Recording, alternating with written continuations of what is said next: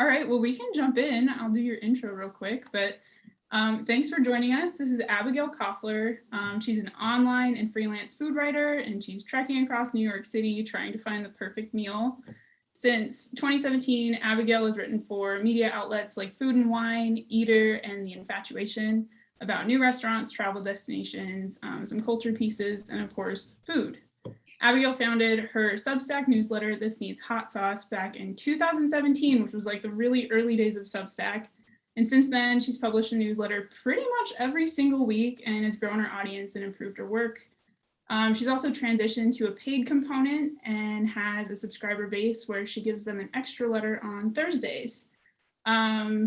It's opened up opportunities for her, like co-hosting lockdown cooking classes and even creating her own SCorp. So we're going to dive into all of that today. And welcome, Abigail. Thanks for being here. Thanks so much for having me.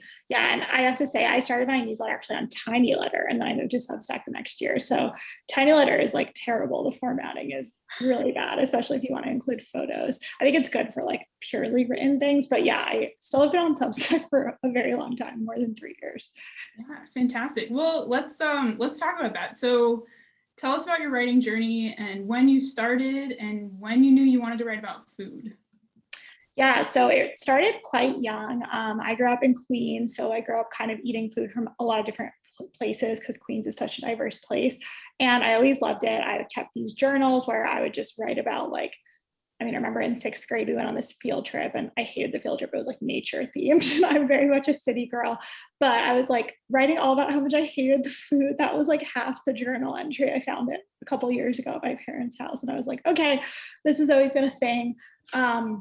So that was kind of on the personal side. Like I've always loved food. I grew up in a household where both my parents cooked. So I really learned from a very young age how to cook, always wanted to help out in the kitchen, like browse the grocery store, all that kind of stuff. And then professionally, I sort of started writing about food in college. I was the food editor for my campus's arts and culture magazine for a couple of years. And that was really great. I was in Philadelphia, and one of the cool things about being in like a smaller size city, I love Philly, is that we were able to really get such great opportunities as student journalists. We were able to go to openings. We had great contacts at restaurants. So it was kind of like the first time getting to do all that stuff. And it was just a ton of fun. Then I kind of took a detour. I worked in the nonprofit field for about 3 years, did not really enjoy it. And while I was still working in nonprofits is when I founded the newsletter. So I was just kind of very unhappy in my day job. And I had been applying for a few like very entry level food writing jobs because I was always still recommending restaurants to friends, cooking a lot. Like it was still a big part of my life. And then I just, wasn't getting anywhere because all my professional writing experience was from college. So, and not from New York City, So I think I just was like, okay, let me try to do something. I used to send it out on Sundays. Now it's on Mondays. So it was really like a Sunday project. Like I wouldn't go to sleep until I finished it. Sometimes they were sent out at like midnight.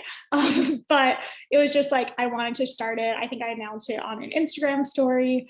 The first one went out to about 40 people, mostly, people I knew, and then it kind of grew from there. So it was really like, I thought about the name. I officially decided I was going to start it in August, and then I started in October. So it took a couple months to kind of percolate, decide on the name, decide on the schedule, but I've had the same format pretty much from the beginning. Yeah, well, tell us about the name because I love it. It's This Needs Hot Sauce. And about the format, how did you settle on that? And has it changed over time? Yeah, so the name This Needs Hot Sauce I came up with, I was talking to a friend and, just had a couple of suggestions, none of which I remember besides the one I wound up going with. But looking back, I'm really glad that it's not my name. I've seen other people, just when you're starting a business, which I didn't know it was going to be a business at the time, I don't think it's great to have your name, or it can be risky. Like I always say the example of like Bobbi Brown doesn't even own Bobbi Brown anymore, but it's still her name. So I wouldn't want to get into a situation like that. But I love hot sauce. I always have. And I think I'm always the person like at the restaurant who's like, hey, do you have any hot sauce? Can we get a side of hot sauce? And then it also just was fun. Like every time I tell it to people, they're like smile, or they might think about their favorite hot sauce. And then hot sauce, I think, can also be a metaphor of like adding a little spice to your life, or just, maybe you have some recipes that you like, but you're like, how can I make them a little better? Or you have the places you always go to, but you want to try something new. Like I like thinking about it as sort of a philosophy as well. So that's been really fun. And I also used to like do all my subject lines, like this needs something as like a riff on that, but I stopped doing that. It was too restricted. But the format again is, so it's 3 sections. It's something to cook, something to order, and something to read. So it's fair, I'll just go through it. But so the first one is recipes that I've made. The second one is restaurants or products that I've visited and would recommend. And then something to read is articles, videos, podcasts, anything I've noticed in kind of the world of food or other relevant issues. And then that's been the same since the beginning. I would say the thing I've added is like a lot more reader feedback. So at the end of every issue, I ask a question, and then the next week I share the responses to that question. So I think I started doing that pretty early on. Like sometimes people would just respond to things and I'd be like, oh, I'll pop that in the newsletter next week. Or, I think it was a nice way to just incorporate the community and make people feel included. Like, and also it gives me really interesting insight of like what kind of things people are into, which gives me more ideas, for the future. Yeah, for sure. Do you ever feel like the format is restrictive? Like, has it been hard to stick to it? No, because I always do a little intro. So sometimes if I have a rant to go on or there's some urgent issue, like in the food world, some examples that come to mind might be like when Adam Rappaport stepped down from Bon Appetit magazine, or if, there's a coup, for example, something where I feel like I need to address it because I'm coming into people's inboxes during a time when something very specific is going on, I'll just write a little intro. And, I think the format is really helpful for me, especially given the pace at which I publish. But I also think that, it's my newsletter. So if I have something that I want to deviate from or make one section, it will be a little short. I admit it. Sometimes I'm like, honestly, I didn't cook that much this week. And then you can tell because the something to cook section is like this. And then the something to order section of the restaurants is 3 times that length. So you can kind of see what's going on. And there's flexibility within that structure. Yeah, fantastic. Oh gosh, when you incorporate reader feedback, have you ever had any issues with that? Like, do you get very much feedback? Has it grown? What does that look like for you? Yeah, so I don't know if this is true, but I remember thinking that a lot of people didn't know, at least when I first started writing a newsletter, that you could reply to a newsletter, like that you could just press reply in your email and it would go to the newsletter writer. So I think that's something that I had to kind of just keep mentioning. And then now my readers know that they can reply and I'll reply back, 90% of the time, So I think that has evolved really well. And there are definitely people who like reply all the time and then some never do. And that's totally fine. You can engage at whatever level you want. And I like that there's options, like whatever works for you. So that's been really nice. And I think people are really friendly. I'm very lucky. I haven't gotten really too many like negative comments. I think Instagram occasionally and Twitter. But my actual people who are, in my newsletter community, I'm very personal in my newsletter. So if you hate me, I hope you're not hate reading it. But I think for the large, like you're getting a lot of me. So I hope at least that they like me or, at least like my recommendations or like the angle at which I approach, food. And of course, I'm, it's a version of myself. It's not my entire self. But I think that it's so personality driven that, why would you be reading this if you were like, this is terrible?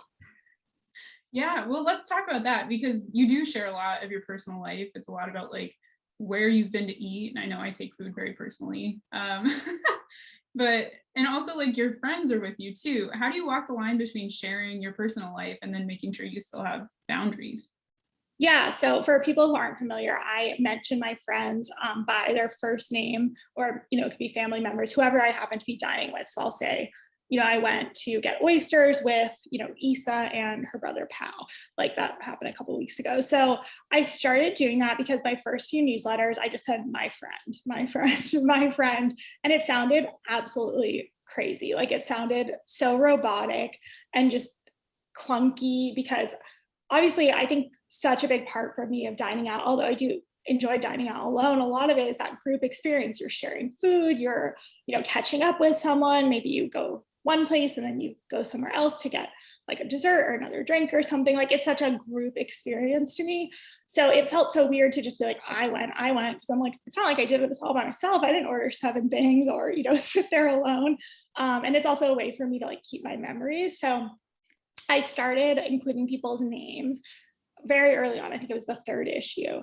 And no one's ever minded. I think I do, like, if it's someone I don't know well, like maybe someone I met through another friend or through like my boyfriend or something, you know, maybe I wouldn't include their name. I would just say like a group of someone's friends. But for the most part, if it's my friends, like they tell me they get excited to be in the newsletter and they all know what I do.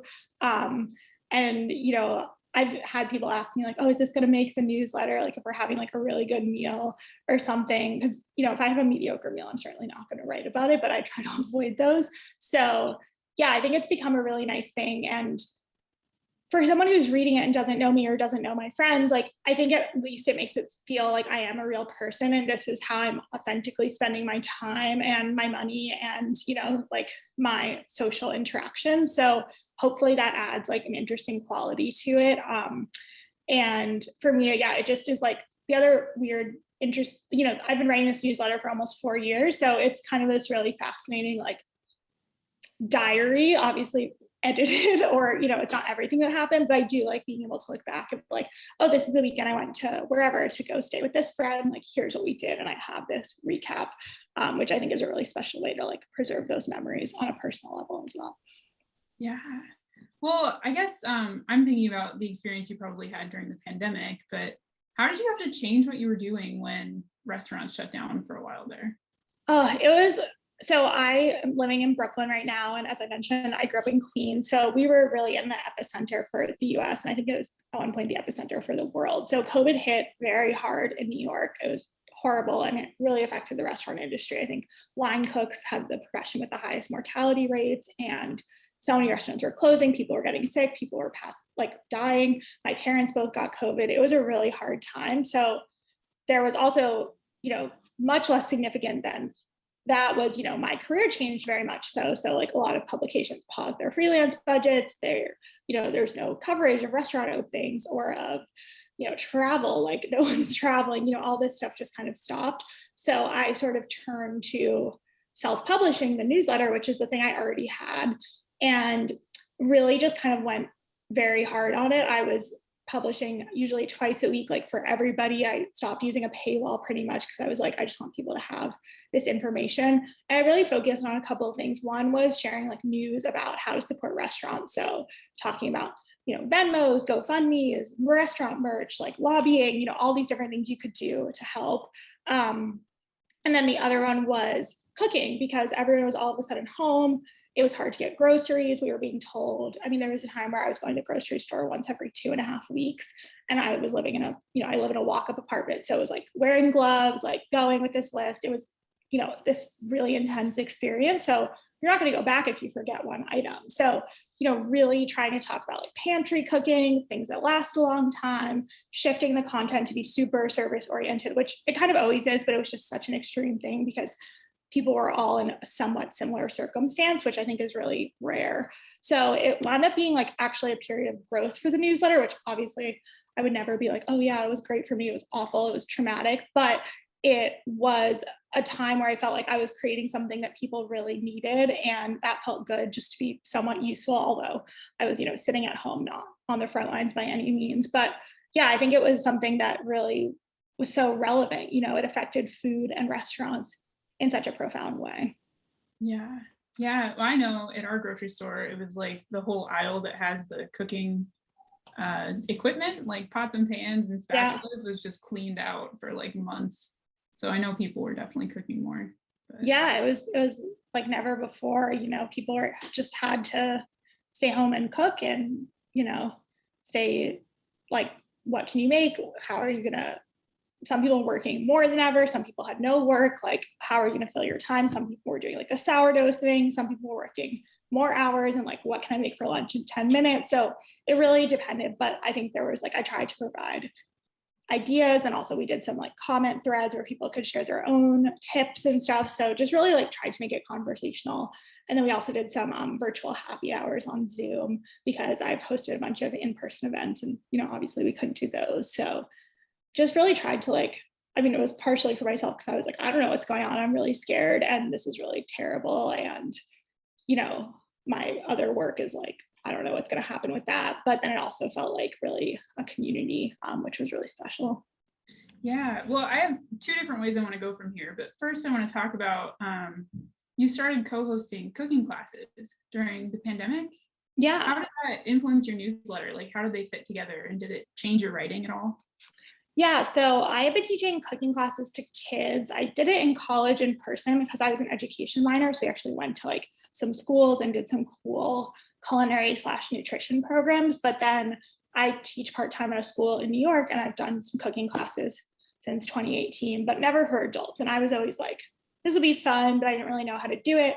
I didn't have a space or, all that kind of stuff. And then in February of this year, I got approached by someone from a website called Air Subs, which is like a platform to host virtual classes. It could be cooking, workouts, like anything, and kind of pitched the platform. And so I decided to give it a try because it was something I'd already been thinking about doing since the previous summer. And I did a couple on my own, and then I wound up teaming up with my friend Erica of Fresh Erica, and we've been teaching meal prep classes since April. So it's been really great. Just first of all, so much of being self-employed or freelance is working by yourself. So having kind of a long-term collaborator who's also a friend is really special, and just, nice to have someone else to bounce ideas off of and, hold you accountable and, set different timelines for things and just cook with. That's been really fun, but it's also been so great because you really can see people's like live issues in the kitchen, like while we're running through the recipes, we do a 2-hour class and we make, usually it's 2 main courses, 2 sides, and a breakfast item. So it's like very fast, sort of like multitasking. And we try to give a lot of strategies of how to mix and match the different dishes so you're not just bored and eating the same thing all week. So we see so many questions. People are like, I don't have this thing, what can I substitute? Or like, I don't have this kind of pot, what else can I use? I don't like this cheese, like, what can I do? How can I make this gluten-free? Like all these technical questions. And it's just really valuable to kind of see what skills are most helpful, what techniques are most helpful. And that definitely informs kind of, especially my bonus newsletters, which go out once a week. And those are sometimes more tip oriented or strategy oriented, or I sometimes share recipes that are really popular in the classes. I'll be like, everyone loved this in class. I can share it with my, paid subscribers. So it's been really valuable. It's a lot of fun. And it's also just, it's really, really special to get a glimpse in people's kitchens and see what their pain points are and, how to be helpful, and also see like what types of recipes get people the most excited about. Yeah, for sure. Well, the whole premise of Foster is like working on writing collaboratively. So I'm curious, do you have any collaborative editing processes, or I guess what's your process like for the newsletter? And do you think it would be valuable to have more collaboration on the writing end of things? So my process for the newsletter is very much as soon as I send out. So I send out the main newsletter, the free edition, on Mondays. So pretty much as soon as I send that out and share it, I'm working on the next one. So I always have a running draft where as the week goes on, because it's very much like a timeline type of format. So everything, the cutoff is when did something happen or when was something published or whatever. So I'm always looking, if I read an interesting article or if I make a great recipe, I'm just sort of pasting those things into the draft as the week goes on for ease, and just so I don't forget what I read or whatever. And then Monday morning is when I kind of sit down and organize it and write everything. And then I read it through a couple of times, do a test email, and then, double check all the links, and then I send it out. So it's very individual. It's very of the moment, which is, I guess, a strength and a weakness, but I like that it always feels really current and reflects kind of the mood that I wake up in that day, which I think just being transparent about that stuff is sometimes helpful, because I never want to be some like robotic person who's like, oh my God, I had this amazing week and I eat the best foods ever. Because sometimes that happens. And sometimes I'm like, I'm really overwhelmed, and like, you'll see, and whatever. And then usually other people feel that way too. Or it's just like February and everyone's miserable. I feel like that happens every year too, because it's just been cold for so long. But in terms of collaboration, the way I approach it for the newsletter, sometimes I get to interview people who are doing interesting things either in the food or media space. And I really enjoy doing that, kind of having a conversation. But at least for the newsletter, I think for now, at least, like, I'm the sole voice of it. I mean, if I could have an editor, it's not on my budget or anything, but I think wouldn't say no, obviously. But I think in general, I do, when I work with other publications, then I really have some amazing editors and I really enjoy working with them and learn a lot from working with them. So I try to, if I have an editor who tells me I have like a crutch of a sentence structure, then I'll try to look out for that in my own writing as well. Although, it's a different type of format. And sometimes, you're a little bit more, it just is more, it's a different voice, you know what I mean? So that's how I approach it. Yeah. Let's talk about freelance. So when do you know something is an idea you're going to pitch for like a freelance article versus putting it in the newsletter? So it's kind of a different format. So, my newsletter is me recapping or sharing things that I love. Whereas if I'm doing an article, usually pretty much always there's interviews involved, there's a higher level of research. Sometimes there's multiple interviews. And so if there's something like that, like where I really want to get to speak to a specific person, that's something I'll try to pitch or cover a new business. I do a lot of local news coverage in Brooklyn. So that's kind of the stuff that I really want to do for another outlet, because I know that it'll reach a different audience. And I know that I'll get to kind of spotlight whoever I'm looking to spotlight, basically, kind of on their own. Whereas if they're in the newsletter, it's a mention more than a full feature. And then, I've been freelancing since I believe it was April 2018. So I've had some really great relationships and, people I've worked with for multiple years. So sometimes it's a mixture of freelancing and assignments, but there's a lot of different ways. I'm on Twitter and I see calls for pitches, and I see I'm in a couple of Facebook groups, just try to see what publications are looking for what, who's moving to where. But because, the industry is so unstable. But I think, yeah, it's a combination of like having certain topics that I'm trying to become like, well versed in. And then also just always being on the lookout for ideas. Like I try to go to events when I can. I read really widely. I follow people on Instagram who are in a variety of places and have a variety of like specialties. And then I just keep running lists. I also think like stepping away from the computer is really important. Like I got a lot of walks, and I think getting out there is really important to just kind of see what is lingering in your mind and see what you want to kind of dive into a little bit more. Yeah. Well, I want to get specific because you had a really cool piece come out about glassware. Can you talk about that, like where it ended up and how it started? Totally. Oh my gosh, I have it next to me so I can show you. It's awesome. Not planned. But the piece you're talking about is from the September issue of Food and Wine magazine. So this is it. But it's about glassware. And this came about because I started working I worked with Food and Wine in 2019 on a fact-checking project for them. So it was like no byline, anything. It was just doing a lot of kind of due diligence for a big project that they were working on. So I met some people there, and one of the editors is a friend and mentioned this section called Obsessions, which is kind of their front of magazine section. And there was a company that I'd really been wanting to write about for a while called Estelle Colored Glassware, which is a Charleston-based company. The founder was inspired by her grandmother's collection of vintage glass, and she found a factory in Poland to produce these really high quality, beautiful glasses. They're like wine glasses, martini glasses, rocks glasses, all these things, and they come in a ton of different colors. So I really been wanting to write about that. And, she had gotten a lot of coverage in other places, but I was kind of like, is there any way, have you guys covered her yet? Would you be interested in a piece on that?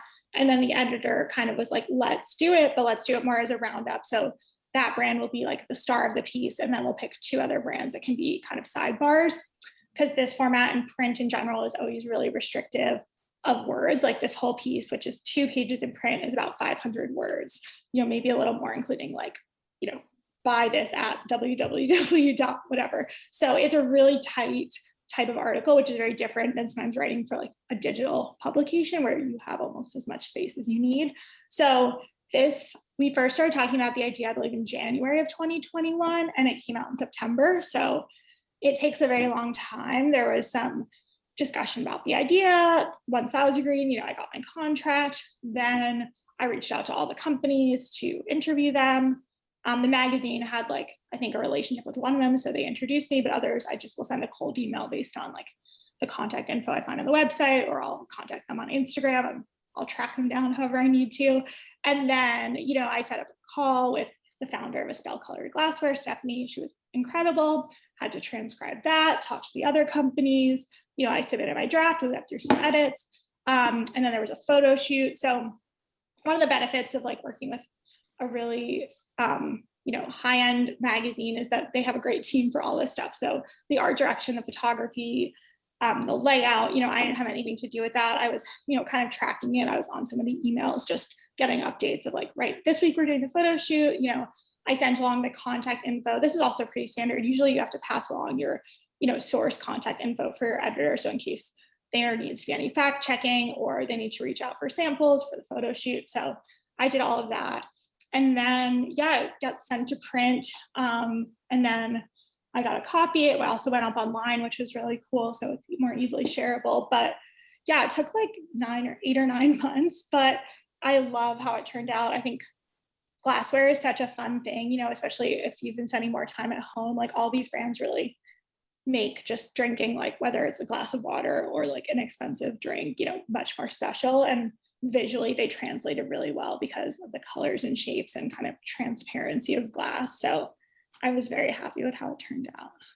Yeah, that's fantastic. I do love that main image with all the different the glass. It's gorgeous. I know. My mom was like, should you frame it? And I was like, I don't know, maybe. I might. Yeah, well, I'm wondering how do you feel when you do a freelance piece? I work for a magazine and I'm very familiar with like the delayed gratification part of writing something and then not seeing it for like 6 months. How do you feel about that process versus like your newsletter, which is super current and of the moment? So I think I definitely need both because there are slow times for freelance work and there are busy times for freelance work. So, I really like to have my days have some kind of routine, which can be quite difficult, if you're self-employed or freelance. So to me, having the schedule that I impose for myself is really helpful and kind of balances out whatever is going on in my freelance life. And sometimes that means my weeks are a bit chaotic because I have multiple deadlines, plus I have to maintain my self-imposed publishing schedule. And sometimes it means like, if I have a slower week, like I can just focus more on getting ahead with the newsletter, doing more planning. Maybe I have to recipe test for a cooking class. There's always other work I can do for myself. The delayed gratification thing is, digital is really not always like that. So I do like having a balance where it's like, sometimes I can write something and it's up 2 days later, after the final edits are made. So that's really different. Print is interesting because it's almost like, you write it and then by the time it comes out, it's like a whole different season of the year. So it's kind of like almost you get reintroduced to it when you see it in print. And that's really cool too. I don't love the delayed payments, but that's kind of a part of the industry as well. So the newsletter pays more consistently, but as well. Yeah, well, let's talk about that because you transitioned from free to paid and then back to free, if I have that correct, for the newsletter? So I never transitioned back to free. Basically what happened was in October of 2019, I launched a paid option. So I think the option is key. You can absolutely sign up for the newsletter. It's thisneedshot sauce.substack.com. You can sign up for free. You'll get the newsletter every Monday. And you can do that forever. And I appreciate it so much. That's the majority, like super majority of the subscribers are free. And that's great. That's what I expected. I think it's awesome. So that's that. But then I launched the paid option in, October 2019. And that was basically a way to kind of give people who wanted to support the newsletter a way to do that, to also cover my costs and sort of help justify the amount of hours I'd spent on it up to that point and intended to spend on it in the future. So what I devised is like a benefit for my paid subscribers as a thank you. And, because you're buying a service or product, I guess, is you get a bonus newsletter on Thursdays and you get discounts on any cooking classes I do. And then you get personalized recommendations within 24 hours. So I keep the recommendations thing fairly broad. Like you can email me and say, I need to buy a new pepper mill. Do you have any recommendations? Which is a question I've gotten. Or you can do, I have a friend in town, like where's a cool place I can take them? It really ranges. Or, my son is now gluten-free. What should I do? I get all kinds of questions. So I really like having that variety. And I get to know a lot of my paid subscribers because they'll write in with like very, the questions are often fairly personal. So I like that kind of relationship we get to build.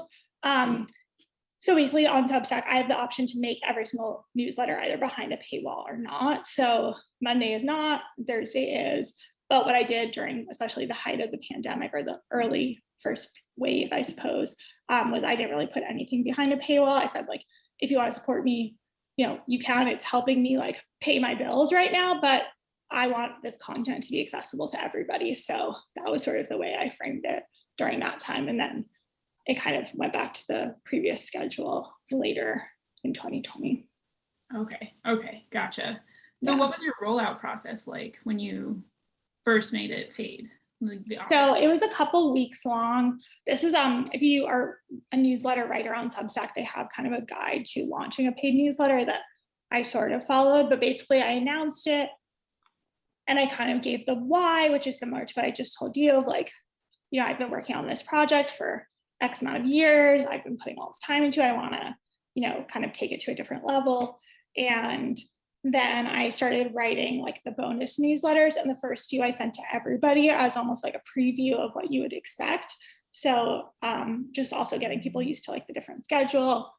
And then I launched it. And then I just keep plugging it. That's basically, I've done some things. Right now I'm doing a giveaway. So I had a company donate a couple paid subscriptions. So I have those to give away, and all of them except for one have been claimed so far. So it's people who, maybe like want to get additional content, but it's not in their budget. So, through this donation, I was able to, give away a couple of subscriptions, which was really nice. But, it spreads via word of mouth. Some people gift the subscription, and it's just kind of grown steadily since then. Yeah. How did you set your subscription pricing, and do you have multiple tiers, or is it just all one level? So you can do $5 a month, $50 a year, or I have a tier that's called like, I think founding member, like founding supporter, and it's $150 a year. So that was a recommendation from someone at Substack to always have a much higher tier. And that if you do that, you get a free cooking class and you get a handwritten thank you note. But it's basically like if some wealthy benefactor happened to enjoy my content, I certainly want to give them a way to support me in a higher financial capacity. Of course, I don't expect many people to use that option, but I have it as, just in case. And then, the $5 a month is higher annually, but it's less of a commitment, right? Like you could try it for a month and then cancel, or the $50 a year saves you a bit, but it's a lump sum. So that's kind of what I have. And I don't remember how I picked it. I think someone recommended it and I was like, that seems fair or like reasonable. $5 a month is for a lot of people's an amount they don't really have to think about. And then for people who it is, I regularly give like comp subscriptions just for students or anyone who needs it. So that was something I felt comfortable with. I know a lot of people now do like $7 a month or $70 a year, but this was 2019. So I don't think that was as common for newsletter prices. Yeah. Inflation, man. Right. I was going to ask you about recipe writing, because I feel like that's a whole different skill to make something very technical clear to people. Do you have an approach for that in your recipe testing? Yeah, so it's really interesting. I did some very loose recipe writing in the newsletter kind of a while back. Like I've always done it, but it would be more like a little paragraph. Like I had leftover pasta, so I mixed it with this and this, and I baked it for 20 minutes with some Parmesan cheese on top, and it was really good. And then the craziest thing is people would reply and they'll be like, I tried that and it was great. And I was like, you took this like vague paragraph and you cooked it, like that's awesome. And I think for people who are comfortable cooks, I usually don't cook like precisely following recipe unless it's a cuisine that I'm, not as familiar with, or that I'm doing it for specifically recipe development. Like I'm not usually measuring my spices, measuring my olive oil, things like that. So that was like one form of it. But then when I started doing them for classes, you just have to be a lot more precise. So, I test things, I measure things. I also, because I work with Erica, we cross-test a lot. So I'm vegetarian, she's not. So sometimes we'll make modifications, like how can you make this recipe vegetarian? She'll sometimes test like the gluten-free option just so we can accommodate various dietary needs.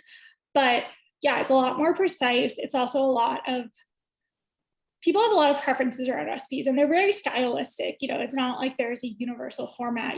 Publications like, Bon Appetit and Food and Wine have their own conventions, or Food 52 have their own conventions of how to write a recipe. But, for what we're doing, we get to choose. It's not, standardized necessarily. So there are certain preferences I have, but I also get feedback. Some people want really, really specific things.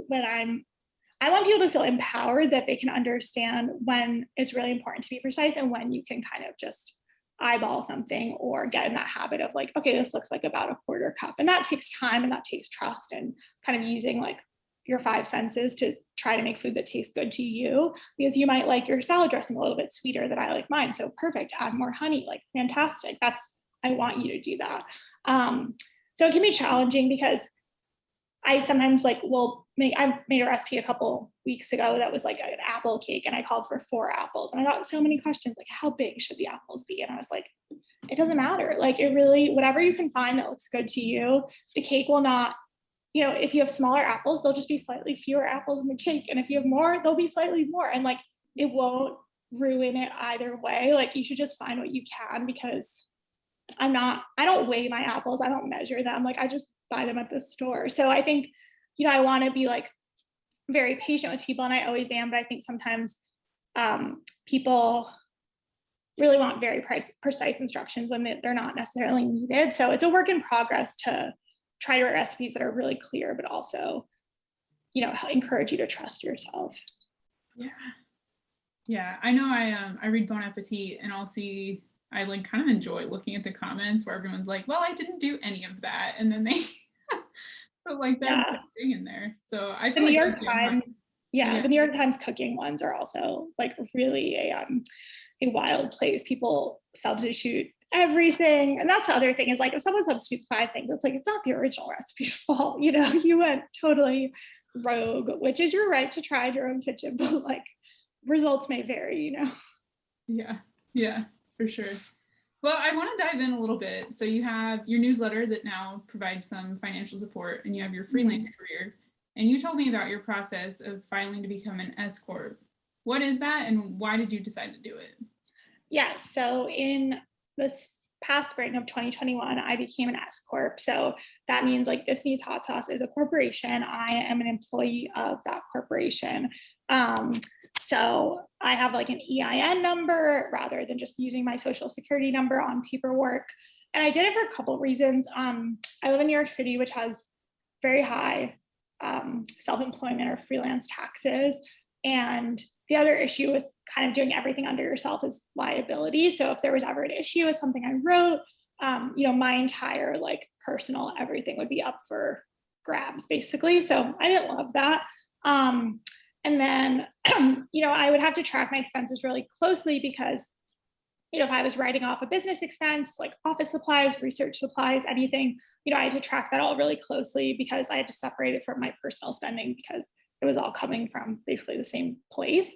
So I had first talked about being an S-Corp is just usually often it's like a single person corporation. And I basically talked to several accountants, I talked to a lawyer, and I talked to other friends who are either consultants, freelancers, writers, who are operate as an S-Corp. And I decided it would be a good idea. So kind of, I think the pandemic made me just more sure that I wanted to stay in the self-employment realm and continue to build something rather than, go look for a job somewhere else. So I was already pretty sure, but now I'm very sure. So I felt like a good time to do it. And yeah, I did it this spring. And yeah, it's a lot of paperwork. It's a lot of bureaucracy, both state, federal, banking.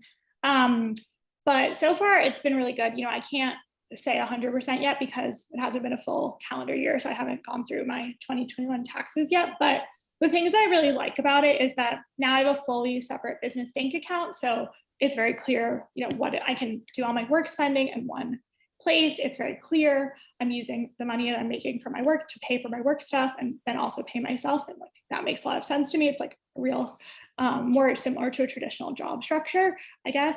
And it also just feels nice. I think you don't get any of the traditional markers of, checking in when you're working for yourself. You don't have an annual review, you don't have a mid-year review, or you don't have someone who's like, you know what, you're going to get a promotion, you're going to get a raise. Like you have to do all that yourself. So it's hard to track goals, but I think having like this official business structure, at least for me, makes me feel more professional, more serious in what I'm doing, and more just confident that I'm creating something with longevity. So I really appreciate it for that as well. And, you know, I also just feel better legally knowing that everything is separate and that like the business is the business and I'm myself. And that is really nice. So yeah, I set it up in the spring. I timed it to like the start of Q2. And yeah, I'm a fan so far. The only I think the biggest like annoyance sometimes is I have a lot of existing clients who I've been working with as an individual, and I just had to resubmit a lot of paperwork so that they could change how they have me in their system, that I'm no longer an individual, I'm a corporation, and the payment's different, my like W-9 is different, etc. So there was a little bit of, you know, maybe I wish I had done it a little bit earlier, but better late than never. And I'm happy with, you know, how it has gone so far. Yeah. Well, has it changed your benefits? That's something that always freaks me out about going fully freelance, is like not having benefits. Yeah, it's tough. So I've had a Roth IRA for the past couple of years, which I set up when I first started freelancing, so I can save for retirement. But yeah, healthcare is bad. I think what I could do is like buy a healthcare plan as like a company and then give it to myself. I haven't fully transitioned that yet because I think I probably will look towards the end of the year. But yeah, that's another option. I think you can still get self-employer like healthcare when you have an SCorp because you're a single party. Well, I'm the only employee that I have. So I don't know if it would make sense to get like a giant company health plan for one person. So I'll see. That's definitely like a downside of self-employment in general, and you know, the lack of PTO, the lack of healthcare, all of that stuff. But at least for now, you know, I came into it with a lot of privilege. I didn't have any debt. I lived close to my family, so it's not something where I have to travel a lot for, you know, holidays or things like that. So for me, so far, it's made sense, and there's been ways to work around it. But systemically, it sucks, and I think that there should be more protections and you know, universal health care and all of that stuff.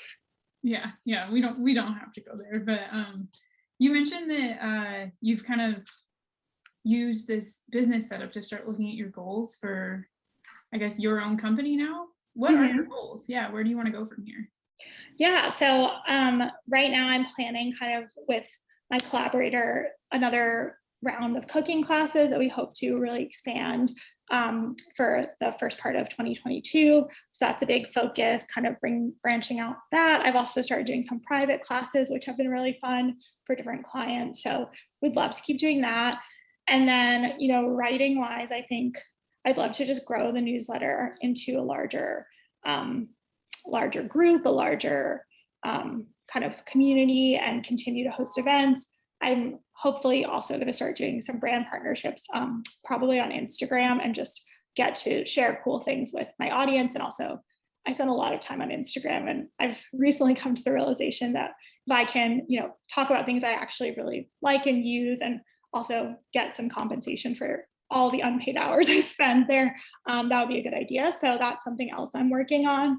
And then, you know, long term, I'd love to do some book projects, which I'm not exactly sure the shape of those, but hopefully it's one of my goals in the next year or two to kind of narrow that down and get started on something. So we'll see. But yeah, I also have really enjoyed talking about newsletters. I know it's kind of meta, but it's something that I didn't know a lot about before I first started, but I've always been a big emailer. I, you know, send friends long emails and all that stuff. So it's really cool to get to talk to other people who write newsletters and help them out and just give any advice I can.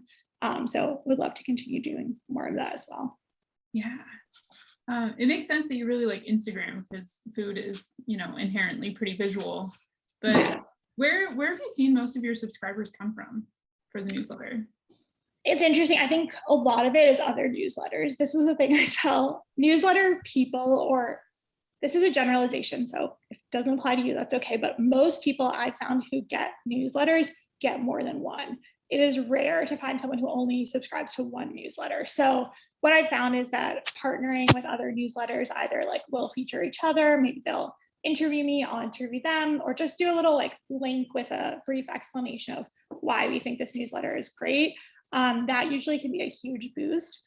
So that has been, usually if I look at my subscriber data, the biggest spikes are around other newsletters kind of featuring me in some way. So I think that's really cool and, speaks to the newsletter community. But that's, if you have a newsletter, definitely try to find another newsletter with a similar sized audience. Do a little swap, and usually it's quite effective. Sweet, good advice. Well, I guess we're getting toward the end here, but if anyone has any questions, feel free to chuck them in the chat and I'll ask Abigail. What advice would you give to yourself looking back, are you almost 4 years in now? Yeah, 4 years next month. I'm like, oh my God, my newsletter will be a college graduate. Yeah, what advice would you give to your younger newsletter starter self? I think I would have just told myself to take it seriously. I think I always did take it seriously, but just to really when I started, I really didn't know that this is where I was going to be. And I think that's special because you can't predict your life and you have to learn to roll with what's going on. But I think I was in a pretty low place when I started, and I wish I could have just given myself some encouragement that this was like a right track by some means, and that things were going to get better. So, I would have told myself to invest in a logo probably a little bit earlier, or things like that. But I don't really have any major regrets, I think, or advice. I think just to keep going is what my biggest advice would be, is even if you only have 40 people reading it, just keep going, and you're about to get laid off in a couple of months, but you'll be okay. I think that's what I also would have told myself. Oh gosh. Yeah. Oh, okay. Question about trademarking. Should I read it? Yeah, go for it. Okay. I'm curious if you looked into trademarking your newsletter name, especially when you created an SCorp. I haven't done that, but I have friends who have trademarked their names. I can't really give any legal advice, but I know a great attorney. I haven't personally used her, but she's the Boho Business Guide on Instagram. Her name is Michelle, and she has a lot of programs around helping people register their trademarks and do some copyright and IP work. So I would say go ask her, because I'm not an expert, but I think it could be helpful depending on what you're doing. Great. Yeah, thanks for the question, Jamie. Appreciate it. Yeah, and you mentioned too, when you filed for your SCorp, you did hire a lawyer. Yeah, so in New York State, at least, which is the only one I've started a business in, there's a lot of paperwork you have to file, and I hired a lawyer. Some people do it themselves. I would never, but I just wanted to make sure I had a professional who was handling it. And it was a one-time thing. It's not someone I regularly work with, but I had a longer in-depth conversation with an accountant about kind of what the SCorp entailed, which I think was the most helpful thing. And then, I read some articles, talked to a few friends. And then once I came to the lawyer, I was pretty much sure of what I wanted. So it was very much just sending over the required documents. I already had the name, anything. And then, just the fee, and then they registered it. And then what happens after that, the lawyer can't really do that much of it. They can file the initial documents, but then you have to kind of confirm a lot of things, do a lot of registration with various tax departments. So once the lawyer filed, then I had to do a lot of additional paperwork, open the bank account, set up an accounting system, all of that. Yeah, big process. I'm glad you don't regret it though. I don't know why you would regret it, but yeah, it's I guess you could undo it, but I was like, I wouldn't undo it or anything, because that would probably also be complicated. So I'm committed to it. And I'm glad I did it, for sure. It's never going to be a super seamless thing, just because, as anyone who's dealt with most large bureaucracy, it's a little bit antiquated. There's a lot of printing things, mailing things. There was something that they said we had to fax, but I was like, is there any alternative? Because I really don't know anyone who has a fax machine. So there's a bit of, it can be a bit slow. It can be a little bit tedious, but so far, at least, I think it was worth it. Yeah. I go to the post office a lot, or the mailbox. Yeah. Gosh, well, we covered everything I wanted to ask you about. Is there anything I didn't ask you that you want to mention about your writing process? Or I don't know. I think, yeah, if anyone else has questions, I'm happy to answer. But yeah, I think it's just been, I think I'll say my other tip that I always give people besides like, advertise or collaborate with other newsletters is like most newsletters fail because they stop. They just, people send 2 issues and then they're done. And this is backed up by like research from Substack, people who create a new publication, send it out a couple times and abandon it. So if you actually want to create a newsletter, and you should ask yourself before you start a newsletter, why do I want to create a newsletter versus a podcast, an Instagram, a blog, a YouTube channel? Like there's many different ways to get your work out there. And the format that will work best for you will vary based on your skills, the topic, your time, etc. But if you've decided like a newsletter is what you want to do, you have to just keep doing it and you have to be consistent. Like my biggest pet peeve is people who are like, this occasional digest. And I'm like, what does that mean? Once a week, once a month, once every 6 months? If like some major celebrity does that, maybe I'll sign up because I'm curious. But for someone who's trying to use it as like a serious either writing project or growth project for your other work, I think you really do need to be consistent. And that doesn't mean it needs to be every week. It's like, it could be every other week, it could be once a month, but you just have to actually stick to whatever you decide. yeah, and Jamie has another question. Where have you found the best spots to meet other newsletter writers? That's a great question. So back when Substack was very new, they would have some in-person events. This is pre-COVID. So I met some people there. And if you do publish on Substack, they have some online events like Threads, or I've been on a few that are just like a Zoom where you can like work alongside people, and then they usually do like a little breakout room at the end. So that's one way. If you're not on Substack, or I would just email the people whose newsletters you read. I've met a lot of people that way. Someone will email me and say, hey, I read your newsletter. By the way, I also have a newsletter. Here's what it's about. And, I'll check it out and stuff. And if it's something that I enjoy reading, then, maybe we'll collaborate. So just cold emailing, or, definitely be subscribed to someone's newsletter before you ask to collaborate, because I usually check and it's weird if you're not. But just reach out, and, the worst that can happen is they'll say no or they won't respond. And then I also think through friends, like if you have other friends who, I've had a lot of people introduce me because they'll be like, hey, I have another friend who writes a newsletter. Like you kind of get lumped into like this newsletter crew or something. So, even if it's about a different topic, I think most newsletter writers that I've encountered are really open about like, oh yeah, we can hop on the phone for 20 minutes, or, you can email me some questions and I'll try to help if I can. So I think, yeah, just reaching out to especially newsletter writers that you enjoy reading, or you kind of like their style is definitely worth doing. Yeah, I will say, I reached out to you, cold email. Yes, I loved it. Works well. Also, Foster's fantastic if you are into newsletters. We have so many awesome newsletter writers that are in the community. So shameless plug for Foster. Yes. Yeah, we're wrapping up. Yeah, Abigail, where can we find you? Go ahead and plug your. Awesome. Yeah, so thank you again for having me. I think it's so much fun to get to talk about this, and especially with COVID, that we can talk with people all over the place about newsletters and the way This Needs Hot Sauce came to be. So if you want to read This Needs Hot Sauce, the food newsletter, it comes out every Monday, and it's at thisneedshotsauce.substack.com. I'm also on Instagram at thisneedshotsauce. And on Twitter, I'm at Abigail Koffler, spelled Coughtler. It's like cough. And then I teach cooking classes, which are linked in my Instagram, but they're on Air Subs as well. So there's one. I have some in September, and then more will be announced for 2022. But yeah, come say hi. If you read the newsletter, you can always reply. I love hearing what you think, or any recipes you're loving, or restaurants, all that stuff. It's super fun. Fantastic. Well, thank you so much for being here today. It's been great.